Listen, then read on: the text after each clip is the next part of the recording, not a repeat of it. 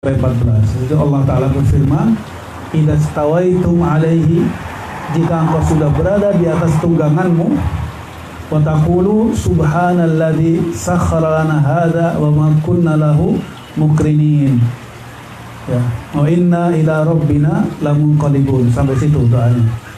Jadi Allah Ta'ala berfirman, jika engkau sudah berada di atas punggung tungganganmu, maka ucapkan subhanalladzi, ya, Maha suci Allah, zat yang sakhkhara lana hada, telah menundukkan untuk kami ini, maksudnya tunggangan ini. Wa ma kunna lahu muqrinin, yang sebelumnya kami tidak mampu menguasainya. Wa inna ila rabbina lamunqalibun, dan sesungguhnya hanya kita akan kembali kepada Rabb kami. Di atas kendaraan apapun, ya, motor, mobil, kalau kita baru menungganginya, baru di atas kendaraan itu, ucapkan ini, subhanalladzi sakhkhara lana hadza wa ma kunna lahu muqrinin. Maha suci zat yang telah menundukkan ini untukku. Jadi mudah kita tunggangi. Kalau kendaraan nanti enggak mau kok Allah mudahkan kita nunggangi kendaraan, enggak ada yang masalah dengan kendaraan yang sebelumnya kami tidak mampu menguasainya. Ya, kita sebelumnya tidak mampu menyetir mobil, enggak mampu untuk naik motor. Allah Ta'ala berikan kemampuan kita menguasai kendaraan kita ini. Maka itu, wa inna ila rabbina lamunqalibun, dan kita semuanya akan kembali kepada Rabb kami.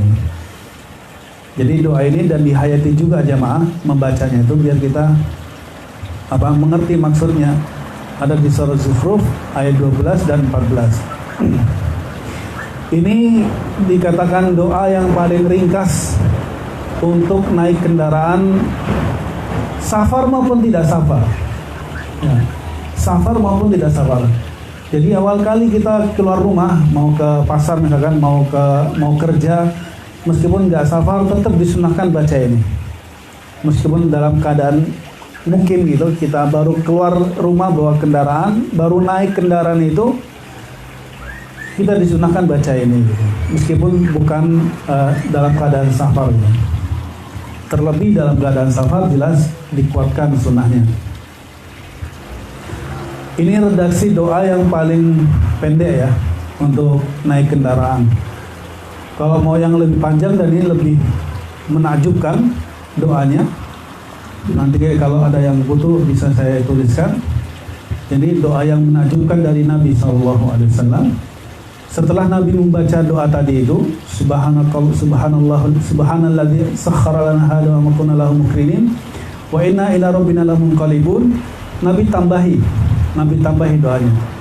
Bunyinya begini, Allahumma inna nas'aluka fi safarina hadza albirra wat taqwa. Ya Allah, kami memohon kepadamu dalam safar kami ini kebaikan dan ketakwaan. Wa minal amali ma tarda, dan kami memohon amalan yang kau ridhoi dalam safar ini. Allahumma hawwin alaina safarana hada, ya Allah ringankanlah safar kami ini. Wa tuwi alaina bu'dahu, dan lipatkan jalan untuk kami. Lipatkan jalan untuk kami. Lipatkan jauhnya jalan untuk kami. Allahumma anta sahibu fi safar, ya Allah engkaulah yang menyertai kami dalam safar. Wal khalifatu fil ahli, dan sebagai pengganti penjaga keluarga. Allahumma inni a'udzubika min wa'tha'is safar, ya Allah aku berlindung kepadamu dari kesulitan safar. Wa kabadal mandhar, dan pemandangan yang menyedihkan. Wa su'ul munqalib, dan tempat kembali yang buruk. Fil mali wal ahli, dari harta dan keluargaku. Masya Allah. Ini jamaah kalau dihafalin luar biasa sekali, dan insya Allah kalau kita baca doa ini kita akan tenang safarnya. Karena apa? Dan kita yakin kita akan dicukupi permintaan doa kita. Coba dilihat. Allahumma inna nas'aluka fi safarina hada albirra wa taqwa. Ya Allah, kami meminta kepadamu dalam safar kami ini ada kebaikan dan ketakwaan. Itu sudah Masya Allah. Dalam safar kita terjaga dari perbuatan buruk dan dosa. Karena yang kita minta adalah albirra wa taqwa, kebaikan dan ketakwaan.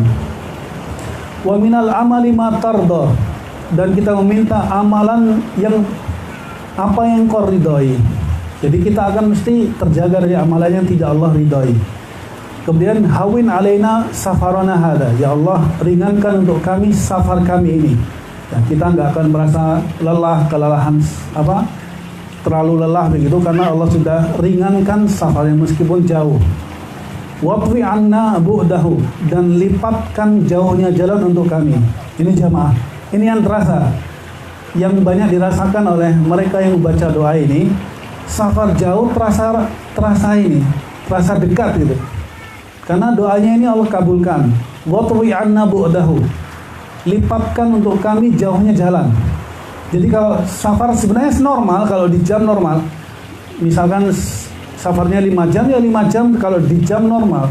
Tapi rasanya kayak safar dekat gitu. Rasanya kayak safar dekat. Padahal normal jamnya gitu. Rasanya kita nggak capek sama sekali gitu. Kayak safar dekat. Itu akibat Allah Ta'ala melipat jauhnya jalan untuk kita. Jadi yang jauh terasa dekat seperti itu. Meskipun secara hitungan jam normal, tapi Allah Ta'ala serasa mempercepat safar itu. Ya, kemudian Allahumma antas sahibu fi safar, ya Allah, engkaulah yang menyertai kami dalam safar. Jadi selalu disertai Allah Ta'ala. Jadi insya Allah bahagia hati ini, terjaga dari perbuatan dosa. Wal khalifatu fil ahli, dan sebagai penggantiku menjaga keluarga di rumah gitu. Jadi insya Allah keluarganya aman karena sudah dititipkan kepada Allah Subhanahu Wa Ta'ala. Ya. Kemudian Allahumma inni a'udzubika min wa'tha'is safar. Ya Allah, aku berlindung kepadamu dari kesulitan safar. Ini juga sangat kita harapkan dikabulkannya. Wa kabidil mandhar, dan pemandangan yang menyedihkan. Misalnya lihat sesuatu yang menakutkan, kecelakaan atau dan semisalnya. Su'il munqalib, dan tempat kembali yang buruk dari keluarga dan harta. Mungkin pulang rumah nanti ada yang sesuatu kejadian yang kita tidak inginkan, rumahnya terbakar atau istrinya bagaimana atau anaknya gimana. Itu kita aman, benar-benar merasa tenang hati kita setelah membaca doa ini. Baru setelah itu kita bertawakal dan pasrah kepada Allah Ta'ala. Setelah membaca doa ini insya Allah akan lebih tenang safar kita. Nanti kalau ada yang ingin menghafal ini butuh redaksinya, insya Allah saya bisa tuliskan supaya bisa diamalkan dalam safarnya. Soalnya ini agak panjang dan ini paling lengkap. Redaksi doa berangkat safar paling lengkap ini. Baik, kemudian kita lanjut yang ke-9. Adab di dalam safar adalah memperbanyak doa ketika safar itu. Kapanpun kesempatannya, baik ketika habis sholat safar ataupun ketika di kendaraan ataupun kapanpun dia berdoa, upayakan diperbanyak berdoa ketika safar ini. Kenapa? Katanya kata Abu Hurairah radhiyallahu anhu, salatu da'awatin mustajabat. Ada 3 doa yang dikabulkan oleh Allah Ta'ala. La syakka fihin, dan bahkan tidak diragukan lagi itu akan dikabulkan oleh Allah Subhanahu Wa Ta'ala. Apa 3 itu? Pertama, da'watu al-madlum, doanya orang yang terdolimi. Yang kedua, doa da'watul musafir, doanya orang yang sedang safar. Yang ketiga, wa da'watul walidi ala waladihi, doa ayahnya atau orang tuanya kepada anaknya. Ini 3 doa ini mustajabah. Ya, 3 doa ini dikabulkan oleh Allah Ta'ala, bahkan tidak diragukan lagi dikabulkannya doa ini. Pertama, doanya orang terdolimi. Nah, jadi jamaah, kalau kita terdolimi jangan marah dulu, tapi ingat hadis ini. Kalau kita sedang ditipu, misalkan kita sedang didolimi oleh orang, maka ini justru kesempatan emas bagi kita untuk berdoa apapun yang kita inginkan. Kita habis ditipu orang, dicaci orang, difitnah orang, jangan membalas, rugi. Ini kesempatan kita untuk meminta apapun yang kita inginkan. Langsung angkat tangannya, berdoa kepada Allah. Ya Allah, inni madlum. Ya Allah, sesungguhnya saya terdolimi sekarang. Saya minta kepadamu apa? Silahkan minta yang banyak. Ini kesempatan kita untuk meminta apa yang kita inginkan ketika kita sedang terdolimi, ya, difitnah ataupun disakiti badan maupun hatinya, misalkan tidak membalas gitu. Tidak membalas, rugi. Kalau kita balas, rugi kita. Ya. Ruginya apa? Misalkan kalau kita dicaci, misalkan kita dicaci orang. Kan kita punya poin ya, ada keuntungan nanti di akhirat mesti kita akan tuntut orangnya. Nah kalau kita balas mencaci, ya sama kita dituntut juga, artinya impas. Jadi maksudnya kalau kita dicaci udah tersenyum aja. Ya alhamdulillah, jazakallah khair. Jazakallah khair. Tadi kan ada harapan kita untuk memintanya kembali di akhirat itu. Termasuk ghibah. Ghibah itu sebenarnya kan kita menyerahkan kebaikan sama orang. Merasani ya, menggibah itu bicara orang itu sebenarnya kita sedang menyerahkan kebaikan kita kepada orang itu. Maka itu Imam Ibnu Sirin kalau nggak salah, laukan aktab, seandainya saya harus menggibah, la aktabu walidayya, saya akan menggibah orang tua saya, gitu. Kata Imam Ibnu Sirin. Kenapa? Li'annahuma haqqum min hasanati, karena keduanya itu lebih berhak untuk mendapatkan kebaikanku daripada orang lain. Karena saking yakinnya menggibah itu akan menghantarkan pahala kepada orang itu, maka katanya imam tersebut, kalau seandainya saya harus menggibah, saya akan menggibah orang tua saya kan. Karena beliau berdua lebih berhak mendapatkan transferan dari pahala saya daripada orang lain gitu. Itu bukan berarti beliau menggibah ya, artinya itu saking yakinnya bahwa menggibah itu adalah hakikatnya sedang mengirim pahala kepada yang kita gibah. Jadi artinya rugi. Ada orang dolim kepada kita, dibicarakan seharian, ya rugi. Orang itu dolim kepada kita, lalu berkerumun kita berkumpul membicarakan orang itu dalam sehari itu, ya rugi banget gitu. Justru kita sedang transfer pahala kepada orang itu. Bisa jadi dosa gibahnya dia tertutupi karena pahala kita yang kita serahkan. Nah, jadi maksud saya didolimi jangan balas kedoliman juga itu, tapi langsung berdoa kepada Allah. Langsung berdoa, minta apapun yang kita inginkan. Itu kesempatan emas bagi kita untuk berdoa. Demikian pula dalam safar, ini pembahasannya dalam safar. Jadi jangan sia-siakan kesempatan. Kapanpun kita ada waktu berdoa kepada Allah. Dengan mengangkat tangan maupun tidak mengangkat tangan. Ya. Semuanya ada kesempatan dalam mobil, turun, ketika habis wudhu, habis sholat, ketika santai, istirahat, habis makan, semuanya ada kesempatan kita berdoa kepada Allah. Meskipun tidak mengangkat tangan. Meskipun tidak mengangkat tangan. Misalkan tidak mengangkat tangan dengan doa-doa yang pendek, misalkan Allahumma yassir amri, ya Allah mudahkan urusanku. Allahumma rizqni rizqan katsiran. Ketika kita habis makan, safar misalkan, sempatkan misalkan Allahumma rizqni rizqan katsiran wa barakatan. Ya Allah berikan kami rezeki yang banyak dan berkah gitu. Artinya itu doa-doa yang pendek-pendek kan tidak perlu mengangkat tangan, hanya sekedar diucapkan sebagai bentuk permintaan kepada Allah Subhanahu wa taala. Itu juga insya Allah masuk dalam bab ini. Memperbanyak doa dalam perjalanan, dalam safar, dalam kendaraan, itu apapun yang diminta, minta saat itu. Ini kesempatan bagi musafir untuk dikabulkan doanya insya Allah. Baik, adab yang ke-10 adalah segera pulang jika urusannya sudah selesai. Jadi nggak berlama-lama sampai-sampai di situ. Kalau sudah selesai, disunahkan segera balik ke rumahnya. Berdasarkan hadis Nabi SAW dari Abu Hurairah radhiyallahu anhu, Nabi bersabda, as-safaru qit'atun minal adab. Safar itu adalah sepotong dari siksaan. Ya, karena kata Nabi, yamna'u ahadukum ta'amahu. Karena dengan safar itu kalian akan tercegah dari makan biasanya kita makan. Wa naumahun, tidur yang biasanya kita tidur. Wa idza qada ahadukum namhatahu falyarji' ila ahli. Kalau kalian sudah selesai menyelesaikan urusannya, maka segera kembali ke keluarganya. Artinya kita nggak berlama-lama dalam siksaan itu, maka itu disunahkan selesai urusannya langsung pulang. Nggak ada urusan santai-santai berlama-lama, karena urusan sudah selesai. Karena safar itu adalah qit'atun minal adab. Safar itu adalah potongan azab, jadi potongan siksa.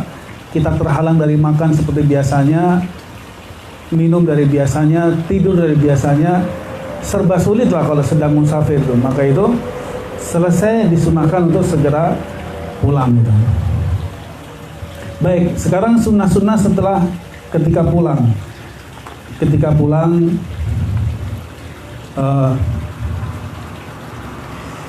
dari safar. Ini yang terakhir, jadi bab terakhir dari sunnah-sunnah ketika pulang safar. Ini kalau sempat ya, ketika kita sampai di kampung, mengucapkan begini: ayyibuna ta'ibuna abidun li rabbina hamidun.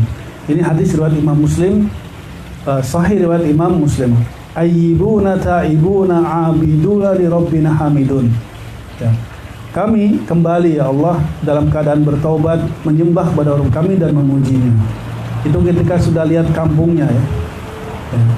Ayyibuna ta'ibuna abiduna li rabbina hamidun. Kami kembali dengan keadaan bertaubat kepada Allah, menyembah Rabb kami dan memujinya. Baik, kalau nggak sempat nggak apa-apa, ini sunnah hukumnya. Kemudian yang kedua, ketika sudah masuk kampung ini, sebelum masuk rumah, kalau sempat, maksudnya kalau bisa sholat 2 rakaat dahulu di masjid. Kalau sempat. Ya. Ini kebiasaan Nabi SAW. Beliau biasa pulang safar itu, beliau nggak masuk rumah dulu, tapi mampir ke masjid dulu, beliau sholat 2 rakaat, sholat pulang safar ini, dan baru masuk rumah setelah itu. Baru ngabari orang rumah, baru beliau masuk rumah. Jadi kita masuk rumah dalam keadaan bersih, habis wudhu, bahkan mungkin sudah bersiwak, mungkin wangi, ya, sudah sholat, wajah ceria, kemudian bersih habis berwudhu, bahkan kalau perlu mandi silahkan. Yang penting ada sunnah sholat 2 rakaat di masjid sebelum masuk rumah. Disebutkan dalam hadis Anas Ka'ab bin Malik radhiyallahu anhu, anna Nabiya sallallahu alaihi wasallam kana idza qadima min safar bada'a bil masjid wa raka'a fihi rak'atain thumma jalasa. Beliau ketika pulang dari safar, beliau mendahulukan ke masjid dahulu, sholat 2 rakaat, kemudian beliau duduk dan sudah mengabari orang rumah, masuk rumah. Ya. Setelah itu sampai rumah. Ya. Sampai rumah ada sunnah sendiri bagi suami istri, ya seperti itu ya, sudah kita ketahui. Lepas kangen gitu. Kemudian sunnah berikutnya ini yang terakhir, ketika sudah sampai rumah, sudah pulang dari safar. Ini jika bisa ya, jika nggak bisa nggak apa-apa. Karena ini kebiasaan Nabi juga adalah makan-makan sepulang safar. Jadi artinya ini boleh, artinya menjalankan sunnah ini boleh. Karena kebahagiaan kan, ketemu keluarga, ketemu istri, ketemu suami, sudah lepas kangen, sudah selesai, baru ada acara makan-makan, itu disebut an-naki'ah. Artinya an-naki'ah. Nama makan-makan itu diistilahkan dengan istilah an-naki'ah. Dari kata an-nak'u. An-nak'u ini artinya debu. Jadi orang ini habis berdebu. Ini maksudnya kita bersyukur kepada Allah, makan-makan habis kena debu. Jadi terdapat hadis tentang ini. Nabi mengatakan annahu lamma qadimal Madinah nahara jazuran aw bakar. Nabi ketika sampai ke Madinah habis safar, beliau menyembelih onta ataupun sapi gitu. Ini hadis riwayat Imam Bukhari dalam bab at-ta'am indal qudum, makanan ketika baru datang dari safar. Jadi Imam Bukhari masukkan bab ini dalam jamuan ketika musafir yang datang. Jadi silahkan makan-makan ini sama tetangganya, sama ikhwan-ikhwan diundang. Anak habis pulang dari safar nih, ayo makan-makan gitu, di rumah akhirnya. Masya Allah, ini sunnah juga yang hampir hilang sekarang, atau mungkin nggak tahu itu ada sunnah makan-makan sepulang safar ya. Jadi siapapun yang pulang safar boleh undang-undang tuh. Kita habis safar alhamdulillah selamat, ya berkah, nggak berbuat dosa dalam safar, bertemu kembali dengan keluarga dalam keadaan sehat walafiat, semuanya selamat, makan-makan, undang ikhwan-ikhwan, ayo kita makan-makan di rumah. Ini Masya Allah. Sunnah ya, ini ada dalam riwayat Imam Bukhari. Artinya Nabi seperti itu, bahkan nyembelih onta atau nyembelih sapi. Kita nyembelih ayam nggak apa-apa lah, atau beli ikan nggak apa-apa. Nanti ada acara makan-makan. Jadi Imam Bukhari memasukkan bab ini di jamuan ketika ada musafir yang datang dari Ibnu Umar radhiyallahu anhu. Ya, berarti alhamdulillah jamaah sudah selesai kita dari adab safar. Baik, mungkin untuk berikutnya masih tentang adab-adab Islami, nanti kita urut adab-adab apa saja yang kita butuhkan dalam kehidupan sehari-hari. Untuk sesi ini kita cukupkan insyaallah. Wallahu a'lamu bishawab. Wassallallahu ala nabiyina Muhammad wa ala alihi wasahbihi wasallam. Kalau ada pertanyaan saya tunggu 5 menit.